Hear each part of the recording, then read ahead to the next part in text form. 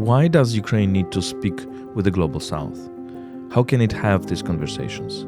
Is the post-colonial framework effective? What parallels can be drawn between the Russian invasion of Ukraine and recent and current wars in the Middle East? What can studying ISIS teach us about contemporary wars? You're listening to the Explain Ukraine podcast.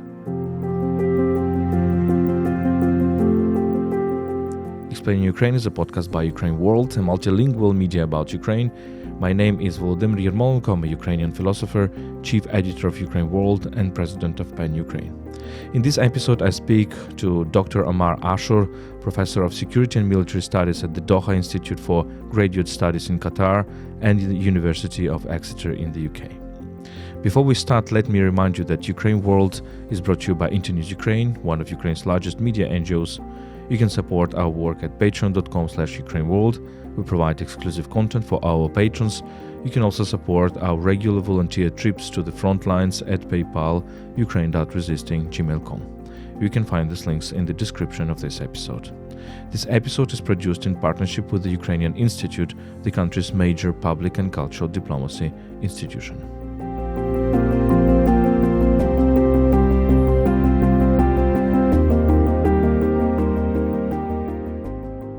Omar Ashour, welcome to this podcast. Thank you. My pleasure. Thank you very much for agreeing to talk. We have lots of topics to discuss. And first, there is a big conversation about Ukraine and Global South, obviously. But for me personally, the concept of the Global South is too broad. But there is no other alternative concept. Global South is very, very much diverse. But at the same time, Ukrainians are, trying to speak with the countries that are not necessarily the natural the natural neighbors, like countries of Europe or like typical partners like Northern America. Uh, do you think that the global south is an appropriate term, and how can we talk about it and acknowledge its diversity? The short answer is I agree with you. It's not a good term to describe what we're talking about. There is nothing called the global south. In terms, if we're talking about an entity, it's not an entity. It's not a political entity. It's not an economic entity.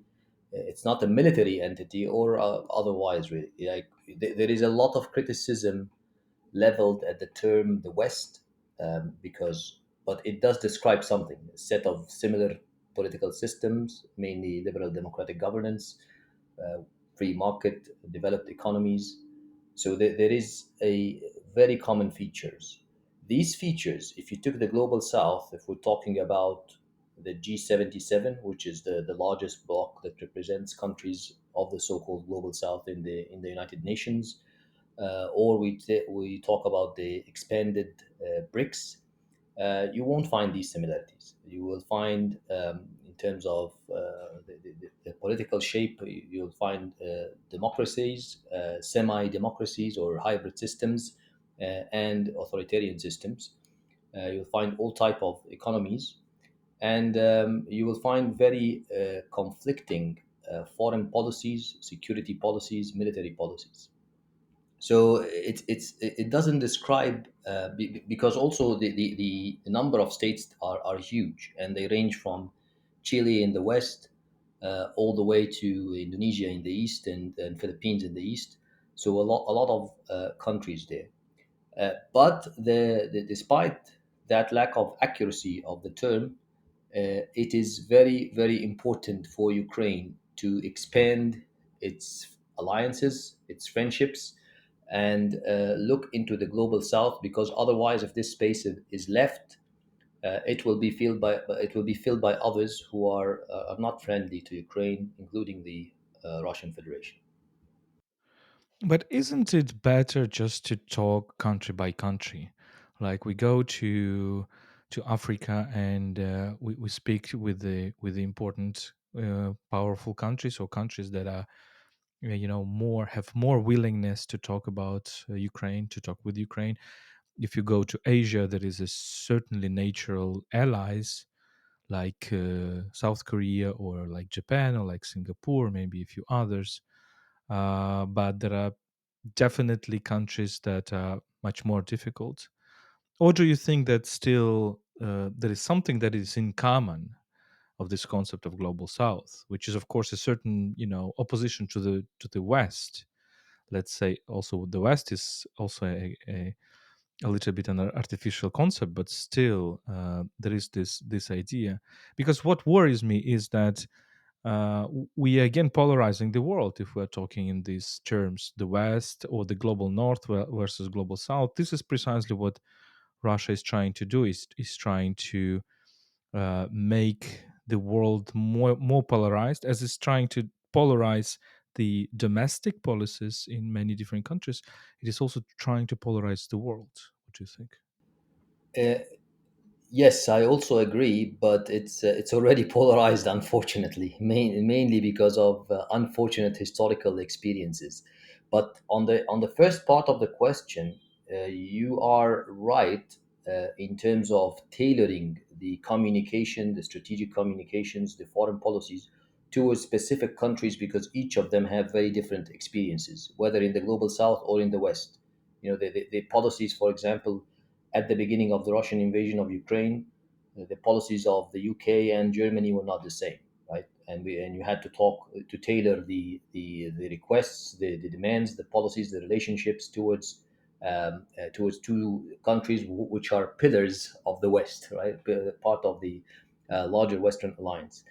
Um, so the Hungary is technically part of the NATO and part of the EU and part of the Western Alliance, but it has its own very particular policy, mainly because of the leadership. So we have similar issues there that we can take notes from. But with the global South, you're right. So when it comes to strategic communications, the global south is very sensitive and to a few things or a few issues, mainly because of the historical experiences. Part of it is occupation and invasions. They are very sensitive with that. Part of it is discrimination and targeting on basis of identity, whether it's linguistic, ethnic, racial, etc. Part of it is the issue of forced deportation. When you dislocate massive number of people and take their lands and take their properties and so on. Part of it has to do with the concept of the War of Independence, because most of them went through very difficult and bloody wars of independence, and also the issue of generally the most of this, whether it's forced deportation, colonial settlements, when you have the invader deciding to colonize and then settle, not just colonize for and extract benefits and resources, but also settle, take the land, and build communities there. So this type of ethnic engineering, these terms of forced deportation, war of liberation, anti-colonial struggle, ethno-linguistic cleansing, the so-called global south is quite, most of its countries are quite familiar with that. And when it comes to relating to them, Ukraine has been a victim of all of these terms. Ukraine has been a victim of forced deportations, colonial settlements. We see them not. I'm not talking 19th century or 20th century. I'm talking 2024. You see colonial settlements in Crimea, in Mariupol, in other parts of the Donbass. You see forced deportation that's been going on throughout the history of Ukraine. You see a very clear war of liberation to take back the lands and to get back the parts of the sovereign free state that was invaded in 2014. You see the targeting on ethnic basis, ethno-linguistic cleansing. You see that in the case of in Crimea, in case of the Crimean Tatars and others. Um, and you see issues as well that the global south, or some parts at least of the global south, was quite familiar with which is mass kidnapping of children. And that, as you know, Putin is indicted because of that act and that crime. So all of these issues, you'll find this. shall we say, self-identification and solidarity, these issues form the basis of such self-identification and solidarity with the oppressed mainly. And the basis of Ukraine's strategic communication policy should be based on these on these shall we say terms, and this perception that we were oppressed, and we self-identify with some of the experiences of the global South, based on its history. And here where you find the commonalities. After that, you'll find a lot of differences. That's very good that you brought it, because this is what I'm trying to do all the time. And at this podcast, we are talking with Indian authors, and trying to compare Holodomor of Stalin in the 30s and the artificial famines in India by British colonizers up until the Second World War. We're talking with people from Latin America and compare our experiences. But at the same time, I sometimes hear the argument that, look, talking about colonialism is unproductive in Africa or in the Middle East or in Central Asia, because simply that frame of thinking, there, it implies that the West is always a colonizer, and it is a bad guy, right? Because while in our geography, the bad guy is completely different entity. It is Russia, but Russia historically, since the time of Marxism, since Lenin, was actually presenting itself falsely, of course, as the force that fights against imperialism, the Western, the capitalist imperialism, etc. So I'm sad very often that there is a blockage of this thinking in parallel in, let's say, in a number of African countries. They don't take this argument seriously. Well, I do believe that we can actually talk beyond arguing whose colonizer was the worst. Was it British colonizer, Dutch colonizer, Belgian colonizer? We all know about atrocities of Belgian colonization of Congo, let's say. But we can go beyond this argument, and talk in the way how you talk. Look at the structural parallels in these all these processes. So, do you think we have a chance in comparing our stories? Absolutely. You have a big chance. I'll tell you a small story in terms of relating to others. I was giving a lecture in one of the military academies in the Arab world, and I was talking about the Battle of Cherniv, mainly because of the performance of the first tank brigade, the Ukrainian first tank brigade, which was incredible. At one point, they fought 10-1, and they managed to defend in the end the city and many parts of the oblasts, and stop that access to encircle Kiev. The advance on that axis was stopped because of their performance, despite being outnumbered, outgunned, out everything. And I gave it justice. So I had the maps, I had the figures, I had the formations, who attacked what, who did what, and I assumed that this will contribute, shall we say, to the knowledge of these officers. And the reaction was quite interesting. It was a mixed reaction, to be honest. Part of it, yes, so there was impressive, but part of it was thinking this did not happen, and this is just mainly Western propaganda to promote the ZSU, to promote the Ukrainian armed forces. And um, and I, I tried to understand what were the roots of that, and apparently it's this idea of, yes, if somebody, if the West is supporting, then everything is all right. It's not like Ukraine have performed incredibly well, and therefore that what brought Western support, which is literally what happened, because before that the West was offering refuge for the president, and basically saying it's a fait accompli, and you have the American chief of staff saying that the Kiev is out in 72 hours, if he was quoted correctly in the media, because he's contesting that now. So when you have this, I'm trying to understand where did that thought that this is mere propaganda come from. And I found an Algerian gentleman, shall we say, who was basically saying, "Oh, they are all the same. You know, they speak Russian."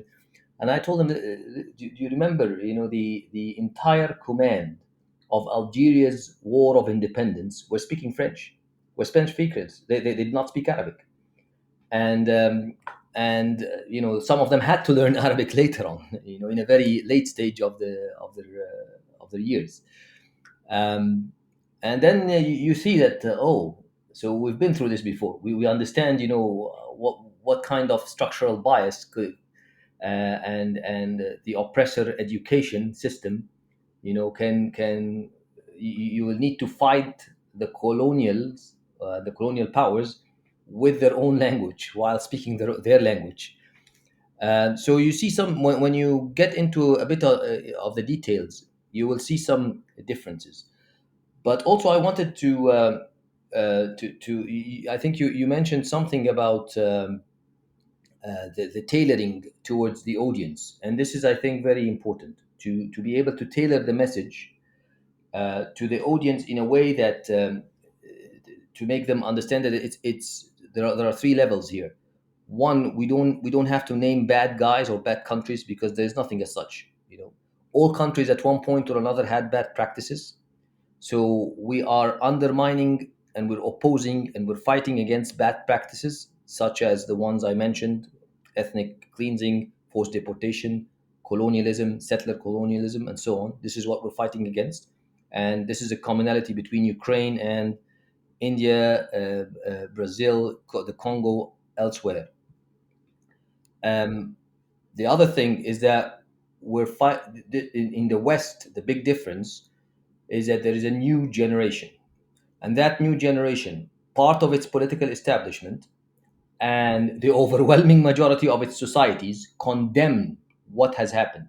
You will rarely find somebody who in Belgium or in the UK who would tell you that we were right. You know, a politician who would come out and say, "Yeah, we were right to invade other peoples."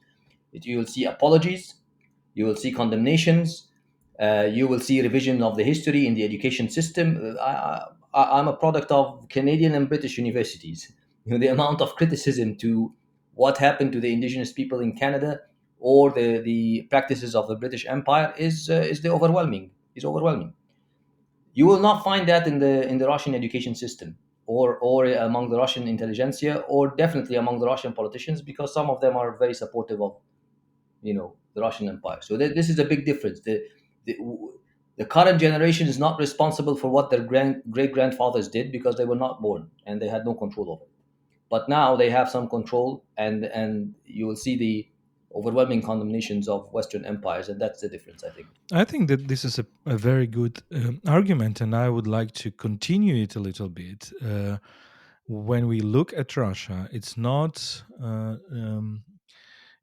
uh, it's not only that they are not condemning the imperial past, but if you look at Putinist Russia, what you understand is actually that they are trying to go back to the imperial past. Because look at Putin's criticism of Soviet Union, which is quite old, which dates from the 1990s when he was still a very ordinary civil servant in St. Petersburg. There are videos of YouTube videos of his interviews at the time. What he is saying is that Soviet Union was bad precisely because it became much lesser of an empire than the Russian Empire of the 19th century, because it created these so-called Soviet socialist republics, including Ukraine, Georgia, Kazakhstan, and the rest. And then, if you see the figures, the key intellectual figures of the post-Soviet Russia, you will see people like Solzhenitsyn, who is considered globally as a great dissident, but who is actually arguing that we should come back to this idea of the Russian Empire, pre-Soviet Russian Empire, and why this discourse is dangerous to the global South, because precisely it is saying that decolonization of the 20th century and the collapse of the Soviet Union was part of this decolonization process, was wrong. And we should come back to the age of empires. And Russia is doing precisely that in Eastern Europe with regard to Ukraine, with regard to Georgia, with regard to Belarus.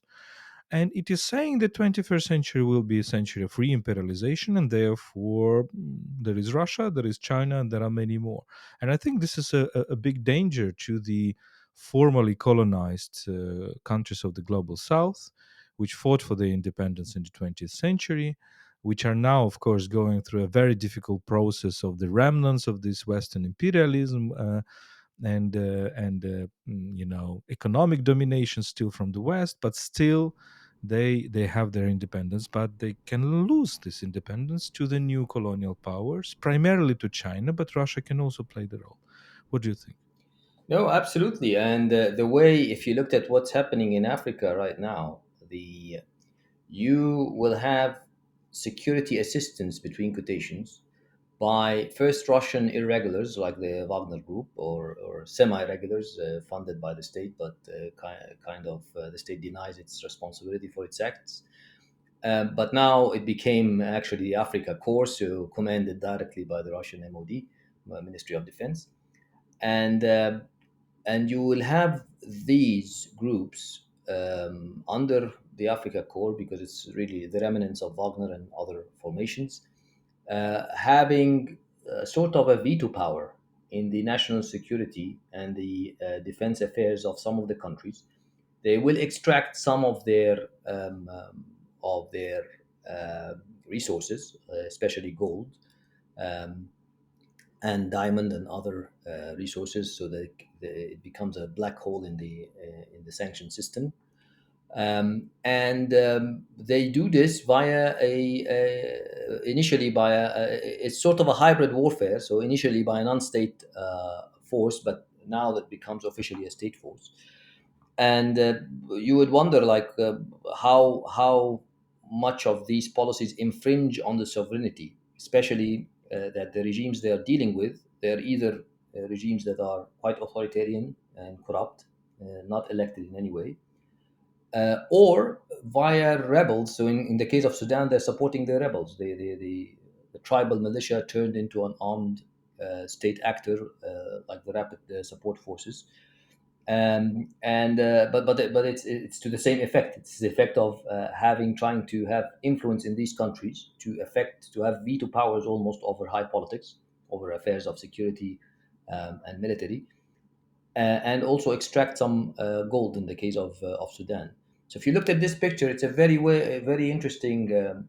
I think they probably developed it. They had, of course, history of that in the Soviet Union and before, but I think they developed it in the postmodern period along the Iranian models, like that of Hezbollah and the Houthis in Lebanon, in Yemen, and elsewhere, the militias in Iraq, and so on, to have these sub-state actors, armed, well trained, well funded, supported by the state. But they don't control. They don't take over the capital, because if they took over the capital, then they become classic colonialism in a way, become easy targets to the indigenous population. But they influence whoever is controlling the capital, who's a local. But they have enough arms to make disruption, and they have enough intelligence and experience to disrupt the affairs of the state if need be. Otherwise, they keep on extracting the resources. And this is again back to the global south issue. This is why the global south is so important, because some of the richest countries of the global south, and this is also the economic disunity. The global south has democracies and autocracies, but also has some of the richest in the world and some of the poorest in the world. So, and if Russian influence is with the richest and with the poorest, they will extract resources. You have the case of the UAE, also among the richest, and it's also a big hole in the sanctions regime, and big economic supporters for the Russian economy, which turns into weapons and shells and attacking Ukraine on the heads of Ukrainians, and also some of the poorest. So you have Burkina Faso, Mali, Sudan, other Niger, other countries in the poorest of the world, but they extract enough resources from there also to support the war effort of the colonial war effort of the Russian Federation, via extracting gold and so on. So hence, this is a way of warfare. It's different from the Chinese way extracting influence or turning. It didn't reach yet classic colonialism in terms of invasion and ruling the country or imposing a quisling regime of some sort. But it's so far it's in case of the Chinese, it's a lot of economic influence. In case of the Russians, it's a security military influence with small skillful force that can extract as much as possible resources to serve the Russian national interest. And if this is left free for them, then it becomes a big problem for Ukraine and for the free world in general. That's very interesting how you make this parallel between Iran and Russia and this warfare through the proxy groups. And it leads me to the next question. Uh, because Ukrainians often portray Russia as a terrorist state, and this since 2014, not even since 2022. And I know that this definition uh, is quite reluctantly accepted in the West, for example, since 2014.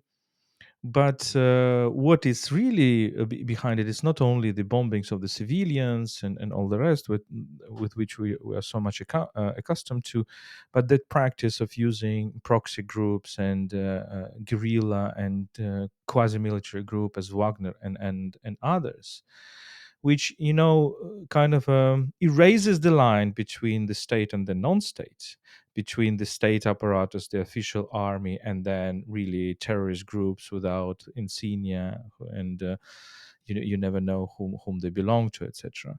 That leads me to the question about the terrorism. And you wrote a book about ISIS, about how ISIS fights. And in one of your interviews, I've heard a very interesting comparison between the way how ISIS fights and the way how, for example, Russia was annexing Crimea. So, can we really see these parallels, in your opinion? Absolutely. We can see quite a few parallels between the ISIS way of warfare and the Russian way of warfare. And I will explain in a second, but I just wanted to say about the designation of the Russian Federation either as a terrorist state or as a state sponsor of terrorism. You will have quite a few governmental uh, institutions or state bodies that have done so. So, the United States Senate as a state sponsor of terrorism. You have Czechia, Estonia, Latvia, Lithuania, Netherlands, Poland, Slovakia, of course, Ukraine, and also the European Parliament have designated either the state sponsorship, especially after the MH17 incident, which happened on Ukrainian territory, and as you know, by a proxy of the Russian Federation, or at least the Russian led forces or Russian led entities. In that case, some of them officials and some of them unofficials, or former officials like Igor Gurkin, for example. So you have that, but in terms of the similarities, so employing non-state armed forces became a very effective way to fight. The Iranians are number one in it, number one, two, and three maybe, and the Russians come in as also, shall we say, among the top five. The idea here is to train an unstate armed force and to equip it, finance it, fund it, and deploy it somewhere that is sensitive and somewhere where you want to have influence. In case of the Iranian, rather than deploying it, so rather than sending the Wagner group to Africa or to Libya or to Mali, based on ideology and based on narratives, they form the local groups. So you have Lebanese who basically serving the national interests of Iran based on ideological ties and links. And there is a bit of similarities here with the communist parties or communist guerrillas and the Soviet Union, except that these forces, Hezbollah, for example, or the Houthis have capabilities, military capabilities, and information intelligence and multi-domain military capabilities that none of these communist guerrillas ever had, in the times of the 20th century. Um, so so that on one end, but with ISIS, The whole idea here is that to take control and win and control territory with minimum effort, based on a series of infiltrations, a series of terrorism acts, a series of disruptions, creating social tensions between segments of the society, bombarding them with information operations, psychological operations, and create enough instability within, we're talking here town level, city level, or even region level, like the case of Crimea, city level, like the case of Raqqa city in Syria. ISIS took it in September 2013, and it was the model that I think the Crimea operation was mimicked in many ways, where you had we used to call them agents in charge, people who are very experienced, ISIS agents in charge in this case, not Russian agents in charge, who went into the city, created false front organizations, disrupted and created social tensions between the society, started a series of kidnapping and assassinations within the society, and a series of terrorism acts, and then bombarded the society with information operations and propaganda, and created all this psychological disturbances within. And then once the forces, that the security forces and other forces that is trying to keep the society together, collapses or about to collapse, they just secure the victory with the force. So this, in case of ISIS, they secured it with technicals and old armored cars. In case of the Russian Federations, they secured it in Crimea. They did the same thing. You know, the psychological operations, the information operation, the false front organizations that were supposed to be civilian, and they were basically false fronts for militias and for the GRU in the end. And then they managed to disrupt enough, and then just secure the victory with their. They had already 20,000 soldiers on the ground in Crimea, but they also did an air assault and amphibious landing. So they bring about the victory with this ISIS-style way of warfare, and then they secure it. But later on in the Donbass, we discover more, like the ways they used IEDs, improvised explosive devices, vehicle-borne IEDs. We forget that there was over 90 of them used in the Donbass in 2014 and 2015, using vehicle-borne car bombs, basically. And the weaponization of sexual violence, weaponization of rape, that was also a very ISIS style way of warfare, but it was re-employed by the Russian Federation later on in 2022. The covering of the advances and the retreats of infantry formations by planting bombs and IEDs everywhere, including in children parks and including in people's homes. People's homes has no. This is just terrorism. This is just part of the psychological operations, but it had no military value whatsoever. But ISIS used to do that as well. And of course, the psychological terror of treating defectors and POWs, like we saw the beheadings, whether with ISIS or with Russia in the Donbass.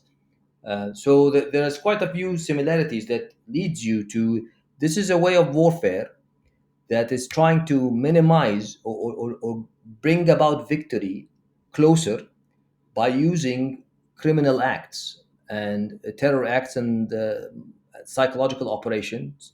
And then just after all this destabilization, securing the victory with a strong military force, which is it's effective. I can tell you that it impacts people, but it's criminal. And if whoever is doing it is caught, he will end up in a war crime tribunal for sure. You mentioned a word, weaponization of sexual violence. So, do you think that all these acts of rape that we document so many in the Russian invasion of Ukraine, do you think that they are made according to a certain plan with a certain goal of, I don't know, psychological intimidation, of seeding fear? So do you think that it is well, it cannot be probably fully centralized, but do you think it is at least encouraged with the Russian soldiers?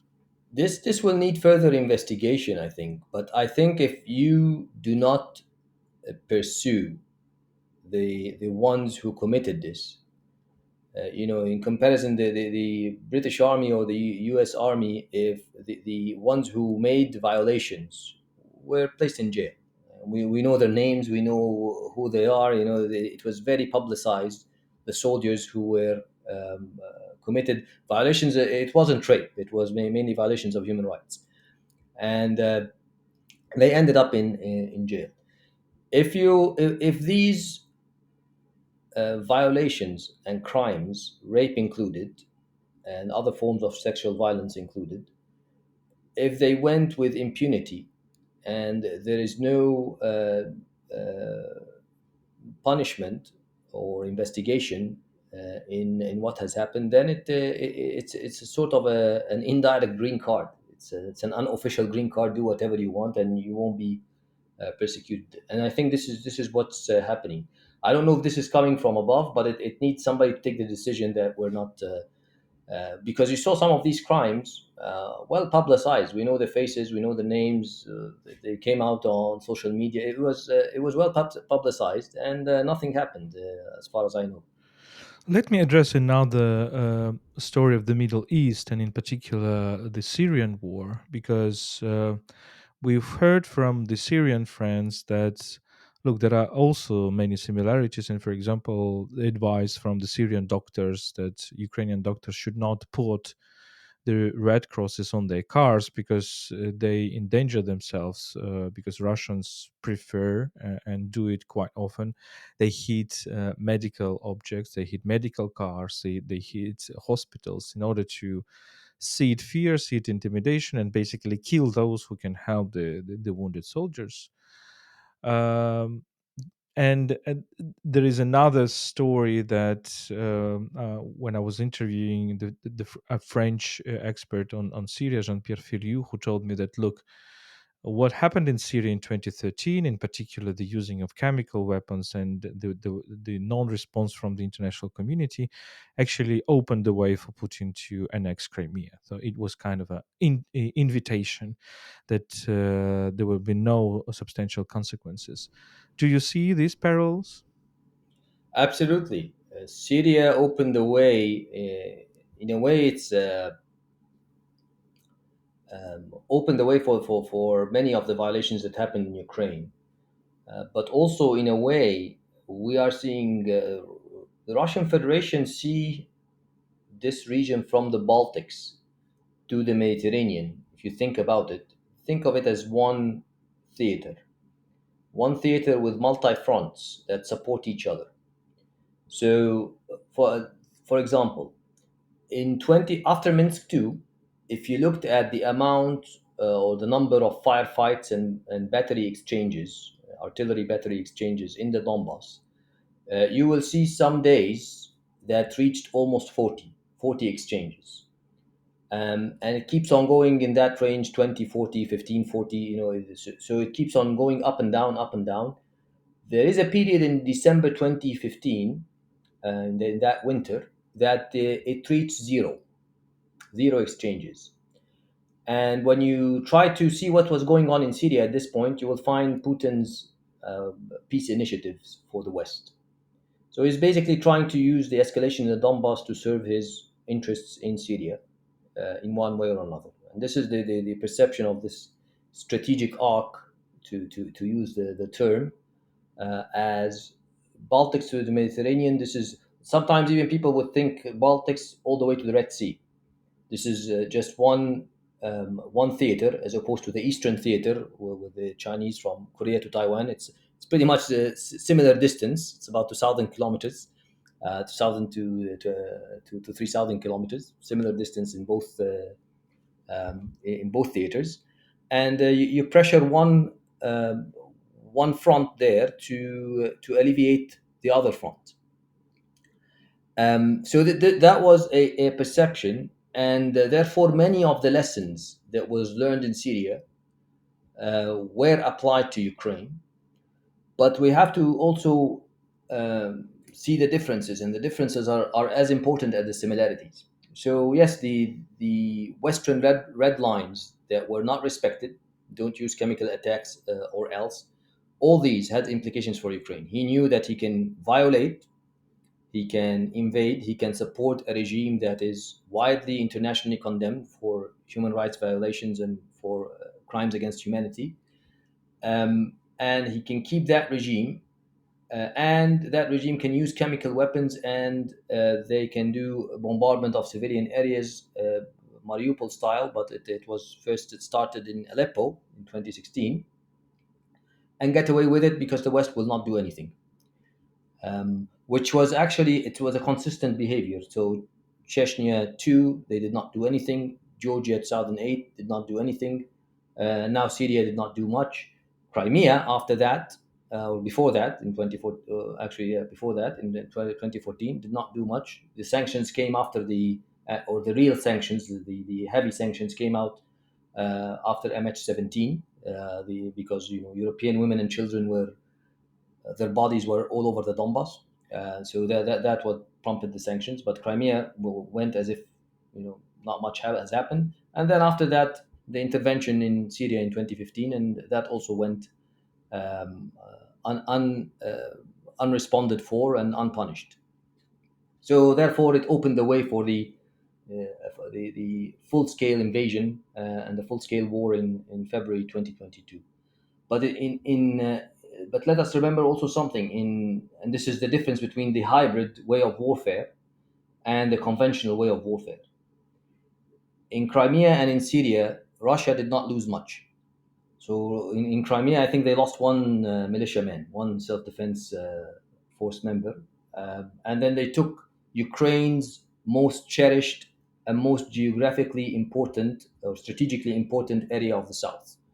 Uh, they, they took it away cheap, plus what they stole from the Ukrainian Navy, from the Ukrainian air defense systems, and so on.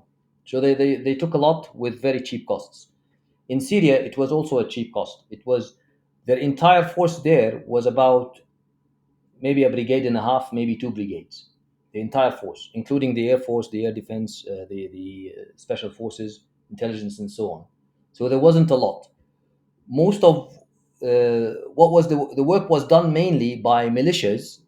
Many of them were funded by Iran.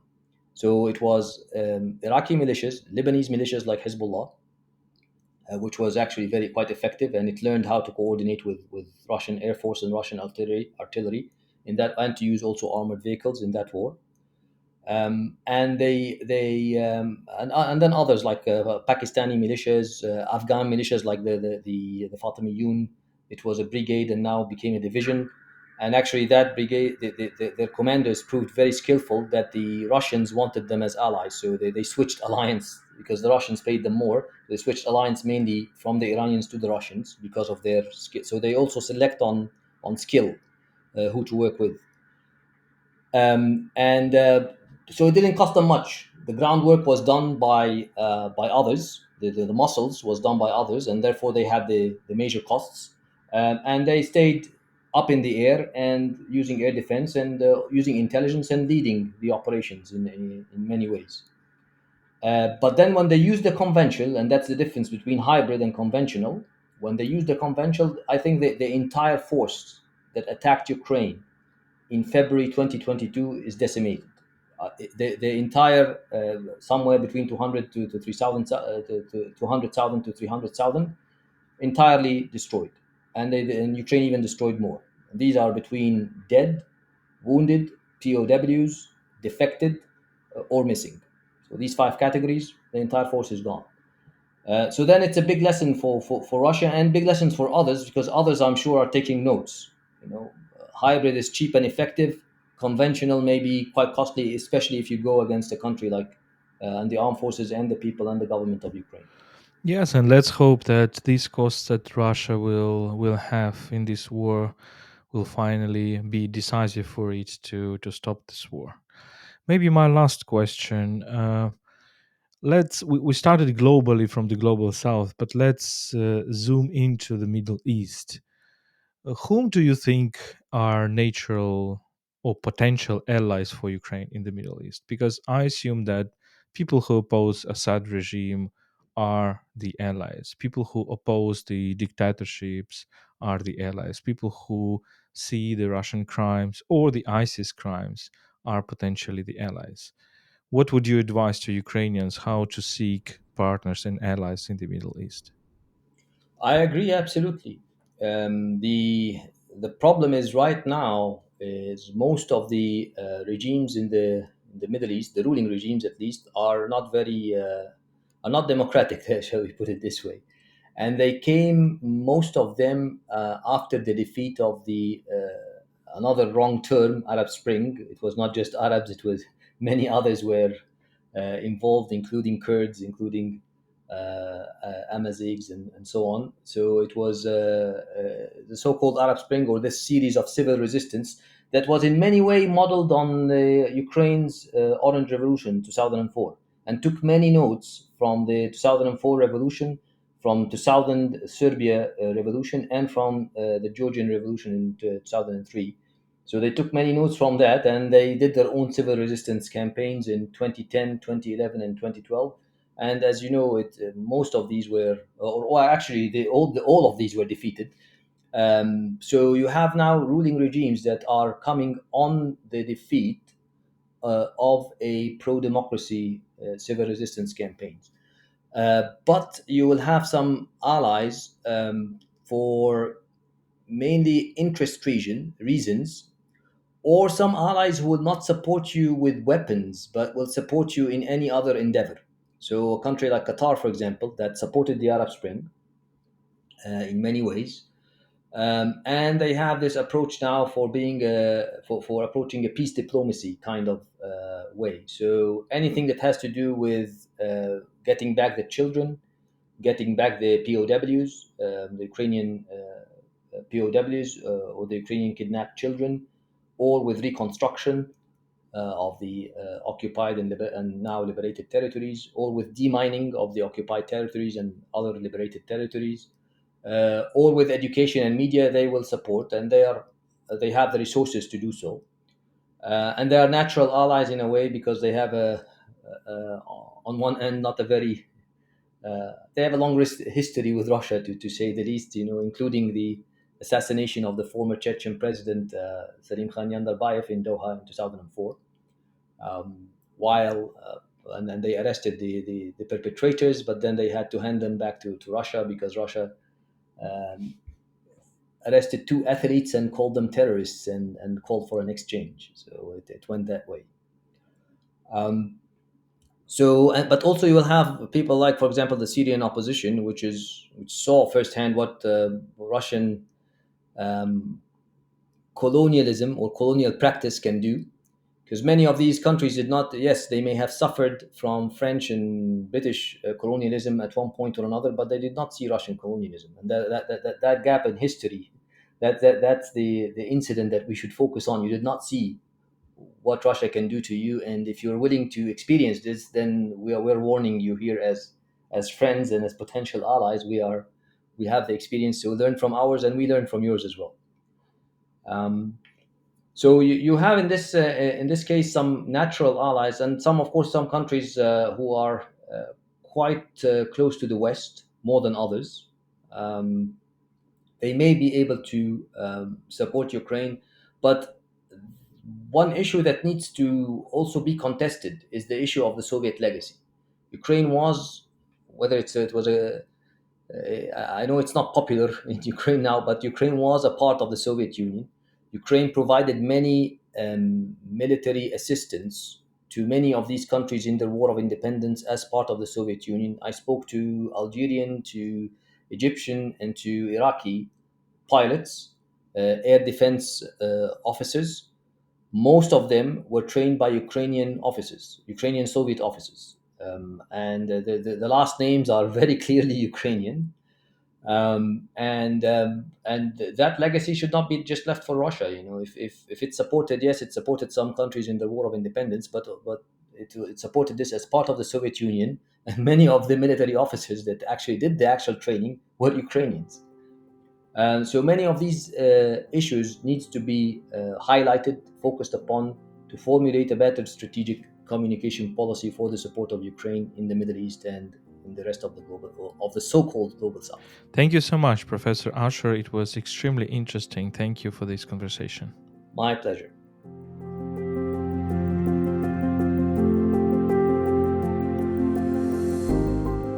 This was a podcast explaining Ukraine by UkraineWorld, a multilingual media about Ukraine.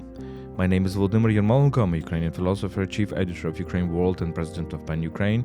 My guest today was Dr. Omar Ashour, professor of security and military studies at the Doha Institute for Graduate Studies in Qatar and the University of Exeter in the UK. Let me remind you that UkraineWorld is brought to you by Internews Ukraine, one of Ukraine's largest media NGOs. You can support our work at patreon.com/UkraineWorld. You can also support our volunteer trips to the front lines at PayPal, ukraine.resisting@gmail.com. You can find these links in the description of this episode. This episode was produced in partnership with the Ukrainian Institute, the country's major public and cultural diplomacy institution. Stay with us and stand with Ukraine.